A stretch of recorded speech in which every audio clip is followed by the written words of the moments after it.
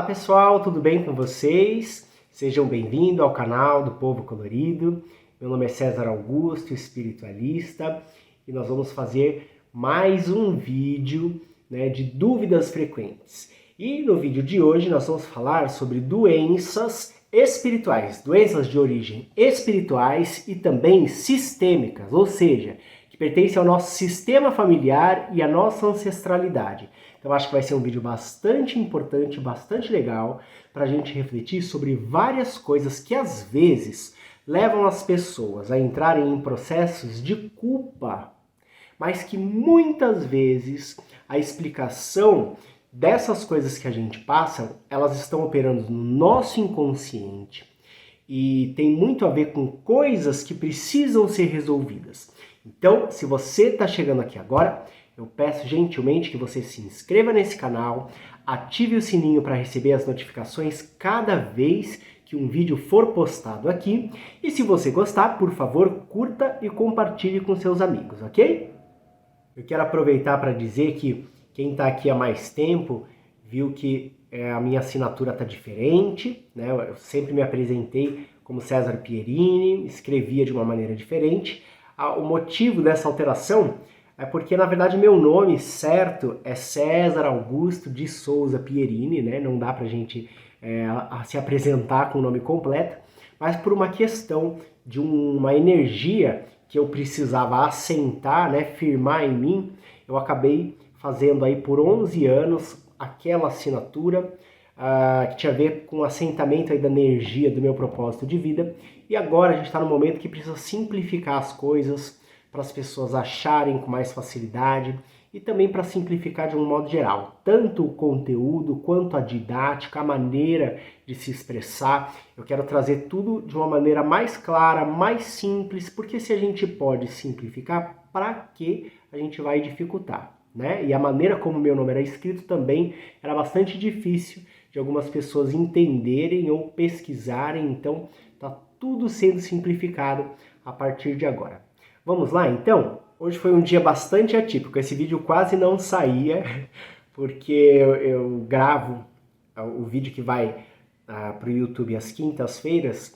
Eu costumo gravar na segunda-feira à tarde, né? Eu gosto de ser bastante metódico em relação ao horário, porque tudo que eu gravo, tudo que eu falo, eu peço instrução, intuição, peço orientação para os meus mentores espirituais. E eu passei a minha tarde inteira tentando me conectar, né, para saber qual seria o conteúdo dessa semana. E eu confesso que eu comecei a entrar numa situação meio desconfortável, porque eu já estava 4 horas tentando me conectar, receber uma instrução e não vinha nada. Eu comecei a ficar irritado. Nesse processo, uma amiga muito querida me mandou uma mensagem, né, uma aluna minha de um projeto social, numa casa de apoio que eu trabalho já há muitos anos, né, com processos de autoconhecimento, e ela me mandou uma mensagem dizendo que precisava falar comigo e tal, e eu pensei, não, primeiro eu vou gravar o vídeo, depois eu bato papo com ela. E não vinha nada, até que depois de 4 horas tentando, já estava até com dor nas costas, já tinha meditado, rezado, deitado, defumado minha casa. Falei, quer saber? Eu vou relaxar, vou ligar para essa minha amiga, conversar um pouquinho com ela, e depois eu vejo se vai rolar ou se não vai, né? Nessa conversa foi muito interessante, porque ela super me animou, né? Eu até brinquei com ela, falei, como é que a gente reclama, né, dos mentores espirituais? Aí não tem o PROCON da espiritualidade, não tem o saque, né, pra gente mandar uma mensagem lá, fazer uma reclamação. E aí a gente brincou um pouquinho, então desliguei a mensagem, a hora que eu parei, me veio assim com clareza. Eu percebi a presença do seu Zé, um mentor espiritual meu, e ele falou, você precisava falar com ela antes, né? E o assunto dela é o assunto que você vai gravar para essa semana. Então, não vou dizer o nome dela aqui, porque eu vou contar a história dela, não quero expor, mas quero agradecer imensamente aí por ela ter me ajudado a desbloquear esse processo aí de inspiração e depois veio, e é o que nós vamos falar agora. Então, o primeiro tema do nosso encontro de hoje é o seguinte: doenças espirituais de origem familiar, os escolhidos pelo sistema. Bom, a gente tem que levar em consideração que quando a gente fala de espiritualidade, né, ou alma, ou psique, questões psicológicas, ou que estão estruturadas no nosso inconsciente, a gente tem que ver que nós somos seres humanos, né, mas que na verdade somos seres espirituais tendo essa experiência aqui no plano físico. Né?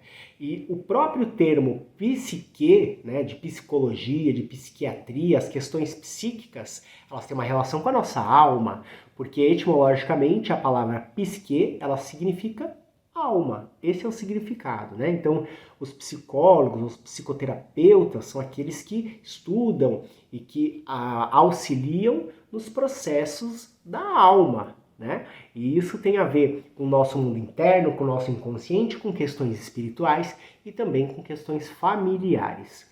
Então, vou contar o caso dessa minha amiga para que vocês vejam que às vezes uma doença ela pode começar num processo familiar. Essa minha amiga, eu vou chamar ela de Nice, né? A Nice, ela nasceu de uma mãe e de um pai, né, que se relacionavam e tal, e aí no momento em que a mãe dela estava grávida, o pai dela foi embora, abandonou a mãe, e deixou a mãe numa situação assim de miséria, que não tinha condições nem de cuidar da própria filha. Né? Então, logo que essa amiga minha nasceu, bebezinha, a mãe dela deu ela para uma outra pessoa cuidar, para a madrinha dela, e só teve contato novamente com ela quando ela já tinha 4 anos, tá? Quando essa pessoa cresceu, se desenvolveu, chegou à fase adulta, chegou o momento dela casar. E aí ela escolheu um companheiro, constituiu uma família, teve alguns filhos e de repente o marido dela cometeu a mesma coisa que o pai dela cometeu. Pegou as coisas dele e foi embora. Né? Existe essa relação da gente sempre se colocar numa situação semelhante à situação dos nossos pais, de reproduzir a história dos nossos pais. E inconscientemente ou energeticamente, a gente busca alguém que tenha essa representação com a história que os nossos ancestrais viveram. E ela então casou com esse cara que abandonou ela com os filhos. Ela entrou num processo muito forte de depressão, não sabia o que fazer, não tinha condições de trabalhar, cuidar das crianças sozinha e acabou entrando para o mundo das drogas. Foi buscar um recurso para aliviar o sofrimento dela, para se anestesiar e nesse processo ela acabou perdendo a guarda dos filhos. Ela se contaminou por HIV e chegou numa situação muito complicada, né, de agravamento do vírus HIV, levando à situação de AIDS, porque HIV e AIDS são coisas diferentes, né? AIDS é uma doença que vem a partir do vírus HIV quando ele não é tratado. HIV é uma sorologia, a pessoa possui o vírus, mas não necessariamente tem AIDS, mas ela chegou na condição de AIDS. Então ela perdeu a guarda dos filhos, os filhos foram para um abrigo e essa pessoa então chegou no local onde eu trabalho, que é uma casa de apoio para portadores de HIV, cadeirantes. Ela chegou nesse lugar desenganada, que ela não ia sobreviver. Estava acamada, não falava, não sentava, não fazia nada, né? Ela estava ali para os cuidados paliativos, ou seja, provavelmente ela iria morrer. Ela se recuperou. Ela foi para a cadeira de rodas, ela começou a falar novamente. Né? E depois de bastante tempo, a gente começou os processos de meditação, de limpeza de memórias. E ela foi, então, ficando cada vez melhor. Só que ela descobriu que ela estava com um problema de uma lesão pré-cancerígena na região genital, no útero, na vulva, tal, no tubo da vagina. E essa pessoa estava sentindo muito medo de morrer e tal. E a gente começou então a trabalhar, né, com exercícios, com limpeza de memória, com Ho'oponopono. e com processo de autoconhecimento, porque ela vivia sempre me perguntando o seguinte: por que que eu estou passando isso? Né? E sempre com a ideia de que ela estava sendo punida. Se você que está assistindo achou que ela estava sendo punida, eu vou te contar o que a gente descobriu nesse processo de autoconhecimento. Quando a gente começou a olhar para as memórias que ela trazia, levando em consideração as leis sistêmicas, né, das ordens do amor que a gente conhece lá nas constelações familiares pelo Bert Hellinger, a gente conseguiu observar que existia uma sensação de culpa muito grande por ela, bebezinha. Ela se sentia culpada por ter causado meio que na cabeça dela uma desgraça para a mãe dela, como se ela tivesse sido a responsável pela situação ruim que a mãe dela passou e acabou assim abandonando ela. Né? Já não bastasse essa pessoa achar que ela era culpada pela infelicidade da própria mãe, porque o pai abandonou assim que a mãe ficou grávida dela, ela buscou um companheiro igual ao pai dela, que fez com ela a mesma coisa. Nisso, ela acabou também abandonando os próprios filhos do mesmo modo que a mãe abandonou os filhos e entrou num processo de autopunição. Então, a busca dela por uma substância que anestesiasse não era só a dor dela, mas era a dor dela, a dor da mãe dela e a dor de ver que ela estava reproduzindo com os próprios filhos a história que ela tinha passado. Quem que aguenta numa situação como essa, né? Quem tem mais recursos, quem tem dinheiro, talvez procurasse um psiquiatra e ia tomar um ansiolítico, antidepressivo, outras drogas que a gente acha super normal, né? As pessoas comprarem na farmácia para conseguir anestesiar os seus sentimentos. Mas esses eram os recursos que ela tinha. Né? E ela se sentia muito culpada por isso. Então, além da culpa que ela sentia pelo abandono do pai, que deixou a mãe em situação de sofrimento, por ela ter reproduzido a mesma história, por ter perdido a guarda dos filhos, ela entrou num processo de autopunição em que ela contraiu também, né, buscou uma maneira de se punir e de acabar com a própria vida, pela quantidade de culpa que ela carregava. Contraiu aí o vírus do HIV. Não estando consciente com tudo isso, acreditando que ela tinha sido uma pecadora, que ela tinha errado e cada vez mais sendo intensificada essa sensação de culpa que ela carregava, ela começou a gerar então um câncer nos órgãos genitais. Foi assim que a gente se conheceu, nessa situação que ela se encontrava, né? E dos últimos anos, dos últimos meses para cá, ela tem se tratado, né? Ela conseguiu levantar da cadeira de rodas, ela conseguiu andar com o andador, estava começando a pegar a muleta e agora ela deu início ao tratamento do câncer, então ela está precisando ficar um pouquinho mais em repouso. Mas ela conseguiu perceber que, na verdade, tudo que ela estava vivendo agora era consequência de um emaranhamento familiar que começou com os pais dela e que provavelmente deve ter começado com outros ancestrais, né? Então é muito importante que a gente perceba que o processo de culpa ele leva a pessoa para a autopunição, mas que as coisas que a gente passa nessa vida, né, elas são consequência, o resultado de todas as coisas que aconteceram antes. E isso é espiritual, isso também é familiar. E olha a que ponto uma coisa pode chegar. E depois que a gente trabalhou muito, conversou muitas vezes, fizemos várias meditações juntos, várias conversas, atendimentos meio que terapêuticos, né? Embora o trabalho que eu fizesse lá fosse coletivo, a gente sempre encontrava um momentinho para conversar, para fazer umas práticas juntos, né? Para mergulhar nesse processo de autoconhecimento. Ela conseguiu entender que o sistema familiar, ou seja, a consciência da nossa ancestralidade, da nossa família, ela não está aqui para punir, para castigar ninguém.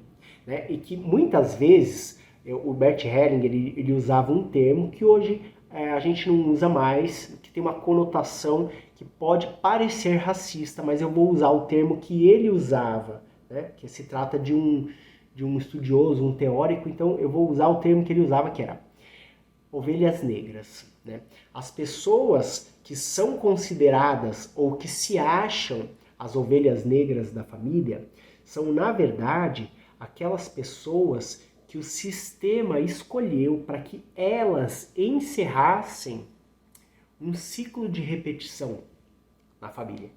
Não é porque elas são problemáticas ou porque elas são as ditas ovelhas negras, mas porque elas são as pessoas mais fortes e as únicas pessoas que seriam capazes de acabar com aquela história ou de passar por um processo, mesmo que seja difícil e doloroso, para encerrar com uma história. E foi isso que aconteceu com ela. Então, essa minha amiga, ela foi escolhida pelo sistema familiar, porque o sistema sabia que ela era capaz de passar por tudo que ela passou para que ela tivesse um entendimento de que ela estava resolvendo um emaranhamento sistêmico que começou antes dela. E agora ela está se tratando, ela está cada vez melhor, ela está tomando a medicação para lidar com o câncer e muito em breve ela vai ser operada e vai ter uma vida digna e feliz. Muito interessante essa história, né? Agora eu vou contar uma outra história de uma mulher que eu atendi agora durante a pandemia no atendimento terapêutico e na análise numerológica dela, a gente começou a puxar, que é uma história de câncer, né? Então, o tema dessa outra história é o seguinte: câncer de mama e submissão feminina. Eu atendi uma moça durante a pandemia em que o motivo dela ter me procurado é que ela queria entender por que ela estava com um câncer de mama, sendo que ela é uma pessoa bacana, tem uma vida saudável, tem hábitos saudáveis, né? Não tinha um histórico anterior na família de câncer, tem um relacionamento bacana, tal, não se sente culpada, a gente sabe que o câncer muitas vezes está relacionado com a culpa, né? Tem um relacionamento estável, uma família, tem filhos, por que ela estava passando por aquilo, né? Ela queria saber se tinha alguma coisa que ela poderia fazer que pudesse ajudar ela no processo, né? Quando eu comecei a falar com ela, eu perguntei como que é a sua família, eu vi no mapa numerológico dela que estava apontando uma relação entre a representação do masculino e do feminino em conflito no mapa dela, né? E um registro do masculino, a figura do masculino como algo desafiador, né? No campo dos desafios. E aí eu perguntei para ela, qual que é a sua relação, né, com seu companheiro, com seu marido? Ela falou, olha, muito boa, a gente se dá super bem e tal. Eu falei, e como é que era a história dos seus pais, né? Eu falei, porque aqui no seu mapa numerológico, tá mostrando que tem uma questão familiar aqui, né? Que vem com uma opressão do aspecto feminino, uma submissão das mulheres, né? Então eu queria saber qual era a visão que a sua mãe tinha do seu pai ou que as mulheres da sua família tinham dos homens. Aí ela começou a ficar um pouco mais apreensiva e começou a olhar, rememorar a história dela com um outro olhar. E ela viu que realmente as mulheres da família dela sempre se colocaram como submissa, coisa que era muito normal, até hoje é muito normal, né? Mas pensando nos nossos ancestrais, isso era muito normal. E que ela percebeu que existia uma dinâmica exatamente igual no relacionamento dela, da relação que os pais dela tiveram a vida inteira, né? De uma pessoa autoritária, que não reconhece as necessidades da companheira, em que ela tem que abrir mão de tudo que ela quer, de tudo que ela gosta, da opinião própria, para acatar as questões do marido, para acompanhar o marido nas escolhas dele, né? Entre outras coisas que eu percebi pela expressão dela, que ela não quis me contar, mas que ela entendeu que o problema estava aí, né? Então, o que acontece? Às vezes, a pessoa tem uma doença e ela tem essa ideia que ela está sendo punida. E ela não está sendo punida. Muitas vezes a doença ela vem como um efeito que é uma oportunidade para que essa pessoa parasse e buscasse entender a origem dessa doença, para que ela pudesse fazer a correção necessária e libertar não somente ela, mas todas as pessoas do sistema dela, todas as próximas mulheres, como a filha dela, como aquelas que virão depois. E isso se manifestou através de uma doença. Então o sistema, às vezes, escolhe uma pessoa que é forte, que é capaz, que tem condições de entender, de ir em busca dessas limpezas de memórias e encerrar esses ciclos de repetição. Que no caso dela era uma angústia muito forte por reprimir tudo que ela pensava, tudo que ela sentia, a opinião, as vontades, em prol da supremacia masculina, e isso precisava terminar. E para que ela entendesse e rompesse com esse ciclo familiar, ela teve um câncer do qual ela está tratando, está fazendo a sua quimioterapia, radioterapia, o cabelinho dela caiu, mas logo agora vai começar a crescer porque ela já estava na última sessão. Então essa pessoa entendeu com o processo de doença algo que vinha dos seus familiares e que tem uma conotação tanto espiritual quanto sistêmica, e pôde então ressignificar isso e começar um novo momento, sem levar para frente as mesmas situações das suas ancestrais. Outra situação que acontece, que eu já vi acontecer 4 vezes, tem a ver com a esquizofrenia. Então o tema poderia ser esse: esquizofrenia de origem sistêmica familiar. Eu conheço 4 pessoas das quais eu tenho muita intimidade por questões de amizade, mas também por atendimentos terapêuticos, em que essas 4 pessoas, sendo 2 homens e 2 mulheres, apresentaram quadros de surtos psicóticos e esquizofrenia. E uma coisa que essas 4 pessoas tinham em comum era a ausência da figura paterna.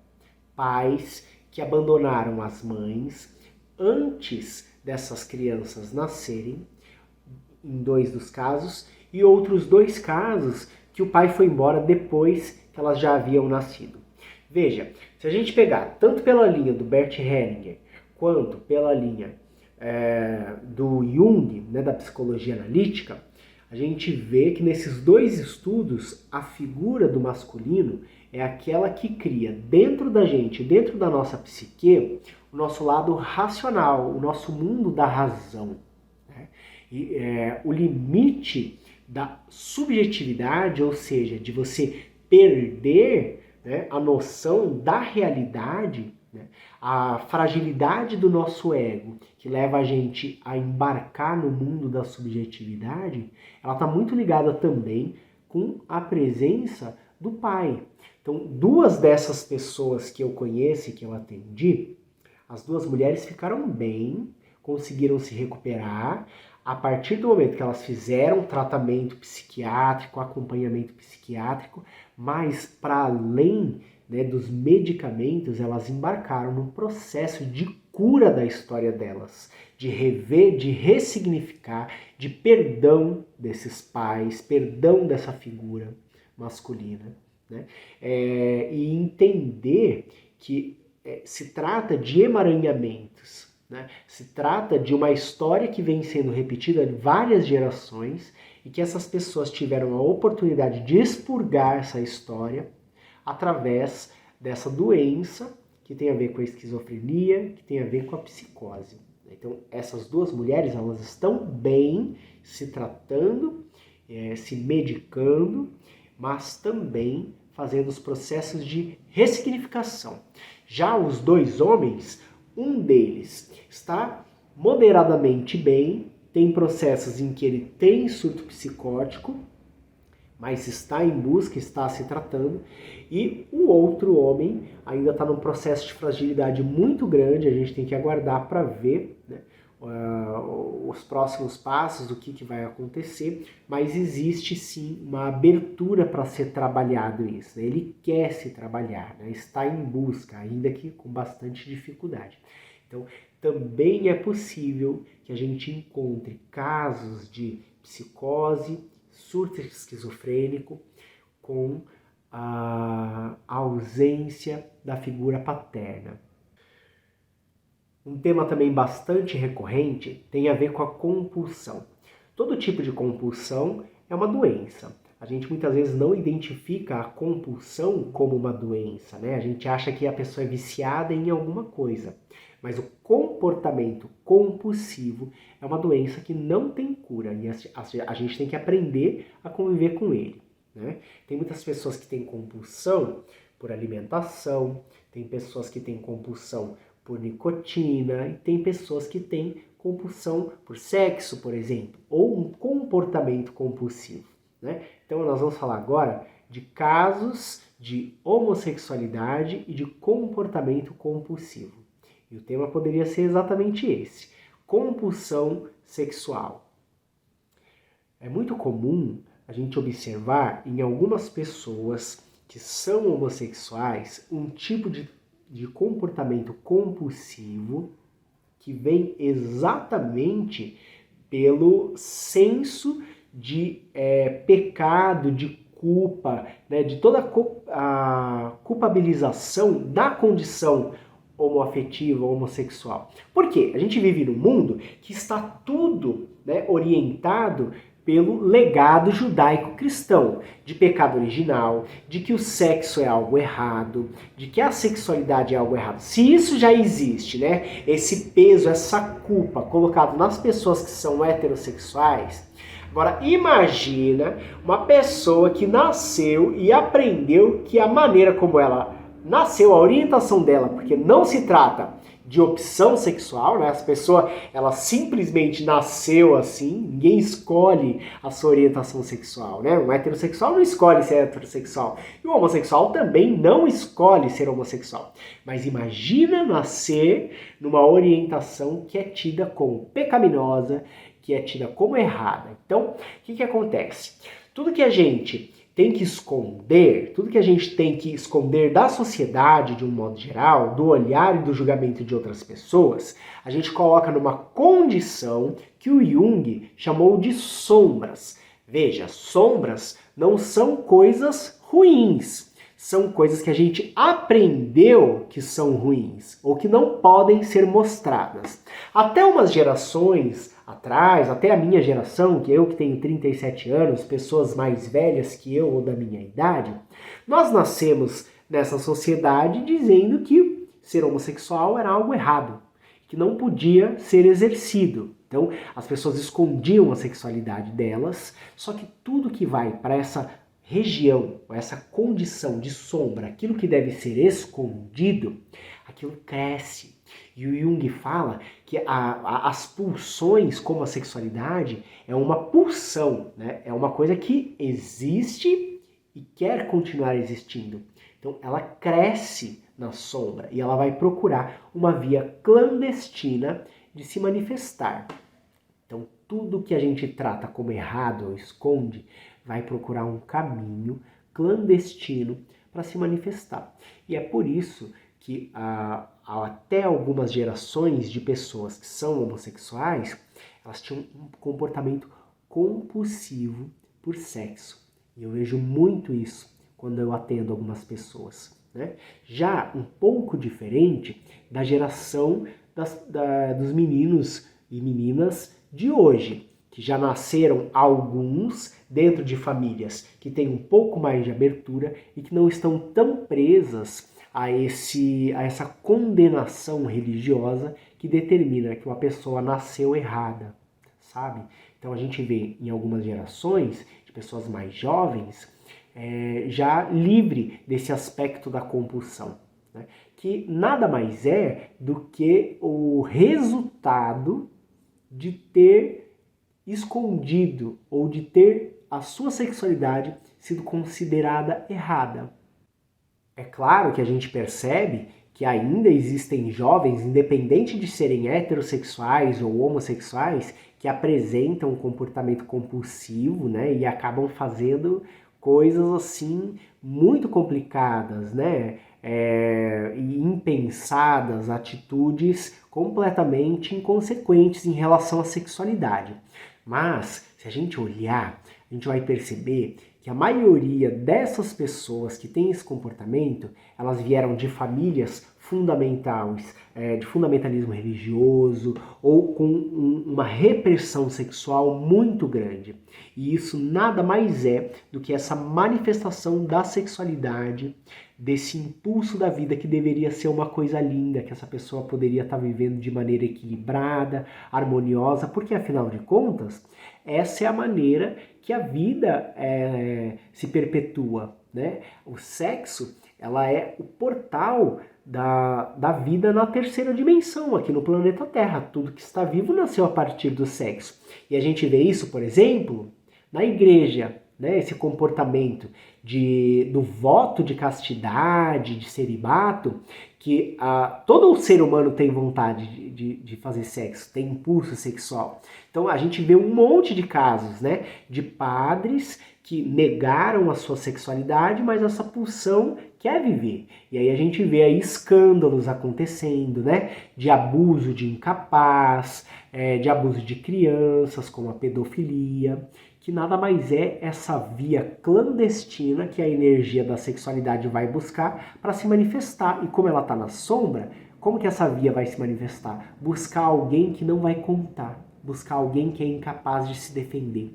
E é isso que acontece. Então, minha gente, queria fazer uma consideração final aqui, que é a seguinte. Muitas vezes a gente olha para as pessoas com um olhar de julgamento, achando que se aquela pessoa tem uma situação, está passando por uma doença ou teve uma consequência na vida dela, que provavelmente ela deve ter feito algo errado e que ela está pagando, que ela tem algum karma com aquilo.